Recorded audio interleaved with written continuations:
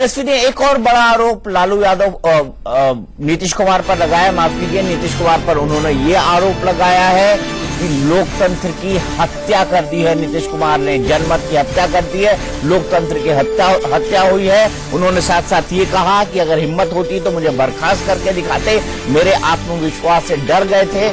नीतीश का बिहार में कोई जनाधार नहीं है, इसीलिए अकेले चुनाव लड़ने पर लोकसभा में 2 सीटों पर समझ गए थे। पूरा देश जानता है ये प्री प्लान स्ट्रैटेजी थी।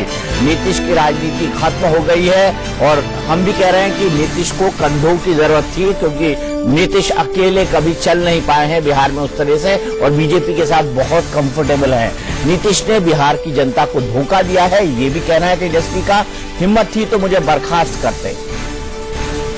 शिवानंद तिवारी इस वक्त कुछ कह रहे हैं, आइए चलते हैं। अब सरकार में थे, पहले लालू जी के बेटे अब विपक्ष में बैठेंगे और जो ये गठबंधन टूटा आपने बचाने की कोशिश की थी लेकिन नाकाम रहे। यहाँ हमारी बहुत कोशिश हुई थी और हमने पहले टीवी कैमरा के सामने हाथ जोड़ करके हमने नीतीश से अपील किया था। हमको ये गलतफहमी थी कि नीतीश और लालू बात कर लेंगे तो ये मामला जो है सलट जाएगा। ये हमको गलतफहमी थी। गलतफहमी शब्द का हम इसलिए इस्तेमाल कर रहे हैं कि अब जो उसका नतीजा आया है, हमको गलतफहमी अंतिम समय तक थी। जब ये खबर आई कि विधायक दल के मीटिंग के बाद जो है नीतीश कुमार गवर्नर हाउस जा रहे हैं, हमने लालू यादव को कहा कि जरूर जो है तेजस्वी को ड्रॉप कर देगा, लेकिन इस्तीफा देगा और बीजेपी के साथ तत्काल 1 घंटे के अंदर जो है सारा खेल हो जाएगा। जब ये बात सामने आई तो हमको लगा कि हम नीतीश कुमार को पहचानने में हमने कितनी बड़ी भूल की है। नीतीश कुमार से 2 महीना पहले हम मिले, हमने उससे विनती किया, हमने ये सब लोग हमसे, लालू हो, ये हो, कोई हो, सब लोग हमसे उम्र में कम है और हम 74 वाले नहीं हैं। हम समाजवादी आंदोलन के आदमी हैं। 1965 में हम पहली दफा जेल गए। सब लोगों को हमने मदद किया है और नीतीश खास करके मेरे कमजोरी रहे हैं। हम जानते हैं लालू यादव के सामने भरपेट बोलने का जो एक कॉन्फिडेंस होता है, वो जब जनता दल का मामला था उस समय भी नीतीश कुमार को नहीं था। ये तो एनडीए में नीतीश का इसलिए चल गया कि सुशील मोदी से ये बड़े नेता थे और सुशील मोदी इनसे अभिभूत थे, इसलिए सारा कुछ मैनेज हो गया। यहां जो है जब ऊंट पहाड़ के नीचे आई, जब अपने से कहीं ज्यादा बड़े मास लीडर के साथ उनको डील करने की बात हुई, तो उनके अंदर का जो हीन भाव है, इंफीरियरिटी कॉम्प्लेक्स है, वो जो है जागा। उनको लगा कि लालू यादव के साथ हम काम नहीं कर पाएंगे। इसलिए नहीं लगा कि लालू यादव कहीं से माने उन पर दबाव डाल रहे थे। ये जो मीडिया बार बार कहता है कि लालू के साथ काम करने की वजह से गवर्नेंस में दिक्कत है, मैं इस बात को नहीं मानता हूं। टेलीग्राफ अखबार में लालू यादव ने इंटरव्यू दिया, अमित भेलाड़ी ने इंटरव्यू लिया था। लालू यादव ने साफ कहा कि नीतीश जी हमसे ज्यादा मैच्योर्ड नेता है, परिपक्व नेता है, और हमारे सामने नीतीश को उन्होंने कहा कि देखिए नीतीश जी, हमने कह दिया कि आप हमसे मैच्योर्ड नेता हैं। नीतीश ने कहा कि सब क्यों कहते हैं। तो अगली जो लाइन थी, हमारे सामने की बात है, इन्होंने कहा कि Nitish ji, no risk no game, आप आगे बढ़िए। सब लोग तैयार थे नीतीश का समर्थन करने में के लिए। लालू यादव का नेशनल पॉलिटिक्स में क्या स्वार्थ हो सकता है? सजा याफ्ता है, वो जो चुनाव भी नहीं लड़ सकते हैं, तो नेशनल पॉलिटिक्स में उनका स्टेक नहीं है। अगर पर्सनल इंटरेस्ट की बात देखिए तो लालू जी के पर्सनल इंटरेस्ट की बात थी कि नेशनल पॉलिटिक्स में नीतीश कुमार चले जाएं, यहां सीट खाली हो जाए, ये पर्सनल ये है। तो इसमें लालू यादव के साथ का धोखाधड़ी का कहां सवाल उठता है? तो इसलिए ये बिल्कुल जो है वेल स्क्रिप्टेड था मामला। हमको जो खबर मिली जब सुशील मोदी आए इनके एक अन्य मार्ग में, ये इस्तीफा देके लौटे, तब सुशील ने वहां कहा कि बिल्कुल सपने की तरह हमको लग रहा है। तो शिवानंद तिवारी बोल रहे थे, अरविंद जी मैं कह रहा था मुझे याद नहीं रहता ये किस पार्टी में है आजकल किसी पार्टी में नहीं है। नहीं, आरजेडी में उनका बेटा विधायक है और ये लालू जी के साथ हैं। अभी कल रात में मेरी इनसे बात हुई थी, बड़ी लंबी बात हुई थी। हम लोगों के तो पुराने नेता रहे हैं, मित्र रहे हैं, जो भी मित्र तो पत्रकार के नाते हैं, लेकिन सीनियर नेता है हम लोग। चूंकि अरविंद जी भी उसी धारा से आते हैं और मैं भी उसी धारा से हूं, तो शिवानंद जी कुछ भी जिस तरह आदरणीय नेता रहे हैं। अनुभवी आज उन्होंने एक बात तो कही है, नीतीश जी का जो चरित्र उभर के आया है, जिस तरह से जो डिबेट्स में चल रहा है, उससे इतना यदि वरिष्ठ नेता, मैं समझता हूं हम सबसे ज्यादा उनको समझते हैं। चलिए एक मिनट हम इस पर बात करेंगे। अनिल, सॉरी मैं आपको बीच में रोक रहा हूं, हम सीधे चलते हैं आशीष सिन्हा के पास। आशीष, बताइए विधानसभा के अंदर क्या क्या हो रहा है और किस तरह का नजारा आप देखकर आ रहे हैं वहां से? देखिए, तेजस्वी यादव ने नीतीश कुमार पर हमले तेज कर दिए हैं। तेजस्वी यादव ने विधानसभा में बोलते हुए नीतीश कुमार पर आरोप लगाया और साफ तौर पे कहा कि तेजस्वी एक बहाना था, बीजेपी में जाना था। इतना ही नहीं, उन्होंने ये भी कहा कि सीएम के साथ मेरी 40 मिनट की बैठक हुई, मैंने उन्हें अपने बारे में पूरी सफाई दी। यानी जो मेरे खिलाफ जो आरोप लगे थे, मैंने उसके बारे में सीएम को यानी नीतीश कुमार को पूरी बात बताई। उसके बावजूद उन्होंने मुझसे एक बार भी इस्तीफा नहीं मांगा। ये तमाम बातें तेजस्वी यादव की तरफ से नीतीश कुमार को लेकर कही गई हैं। उन्होंने ये भी कहा कि ये जनता के साथ धोखा है।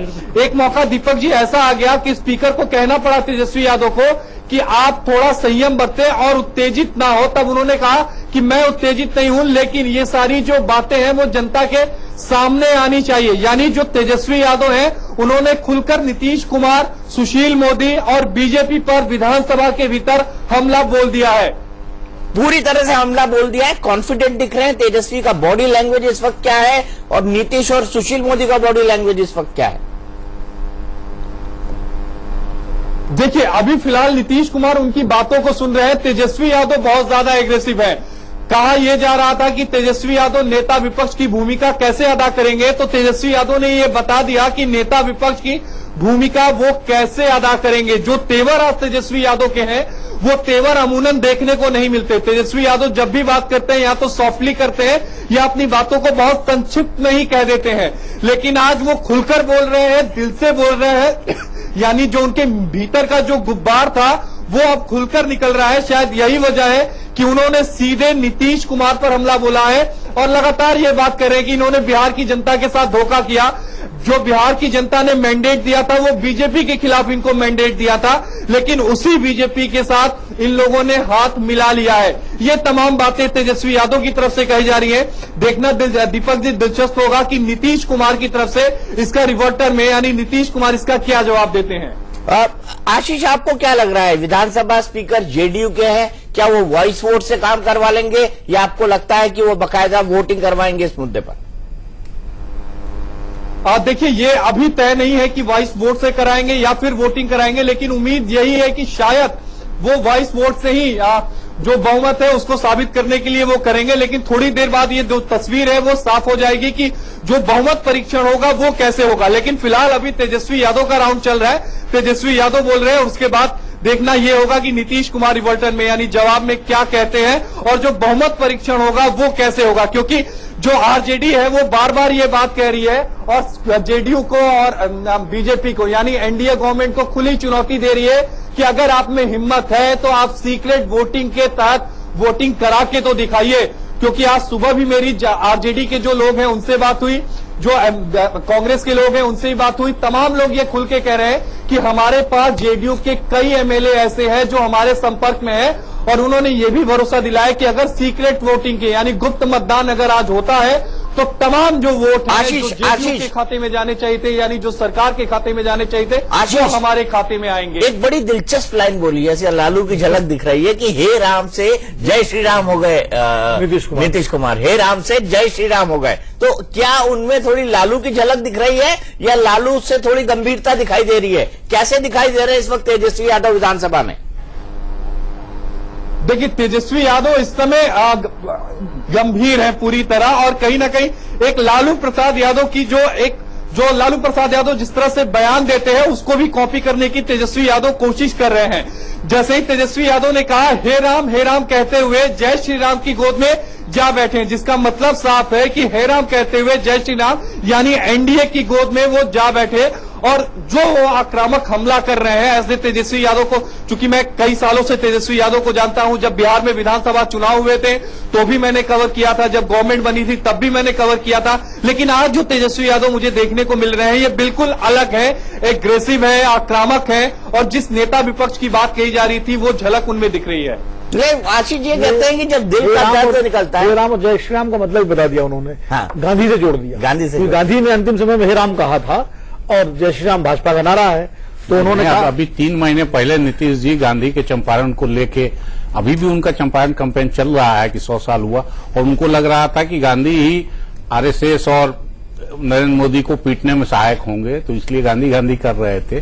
3-4 महीने बाद ही ये पलटा खा जाएंगे, ये अंदाजा पता नहीं उनको भी था नहीं था। उनका तो होगा, मुझे लगता है उनको होगा। लेकिन फिर आशीष के पास चलते हैं। आशीष कहते हैं जब दिल से आह निकलती है तो बड़ी गंभीर निकलती है।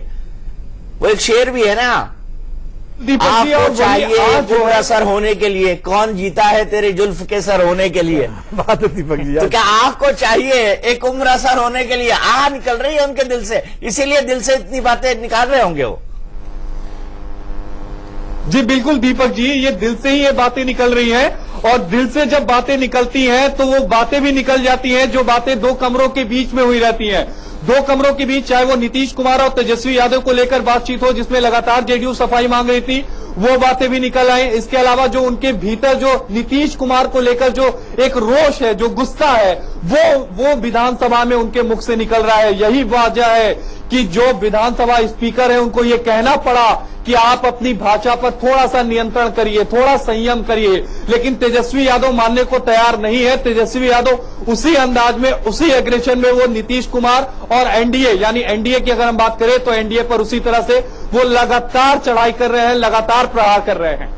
बिल्कुल आशीष, और मुझे एक भाषण याद आ गया विनोद जी, आपको भी वो भाषण याद होगा 1998 में जब देवेगौड़ा को हटाया था सीताराम केसरी ने, तब उन्होंने एक स्पीच दिया था 1-1.5 घंटे का। वो विश्वास और रखते थे। हाँ, और उसने कहा था ओल्ड मैन इन हरी, सीताराम केसरी के लिए, सीताराम केसरी के लिए कहा था। और वो भी बात बिल्कुल दिल से निकली थी। मेरे को वो भाषण एकाएक याद आ रहा है। एक वो बात दिल से निकली थी। और जब अटल जी ने 1996 में विश्वास मत का सामना किया था, हाँ, और तब जो उन्होंने कहा था कि मैं आपके संख्या बल को प्रणाम करता हूं, नमन करता हूं, और मैं राष्ट्रपति को अपना इस्तीफा देने जा रहा हूं, वो भी दिल से ही निकला था। वो भी दिल से निकला था। मान लीजिए वो दोनों एक ऐसी स्पीचेस है जो लोकसभा के इतिहास में शायद याद रखी जाएंगी, हाल के इतिहास में। इससे पहले की ग्रेट स्पीच तो हमने देखी नहीं है जो नेहरू जी और बाकी लोगों के बीच हुआ करती थी, या राजीव गांधी की तो आपने देखी होगी। लेकिन फिलहाल हम लेंगे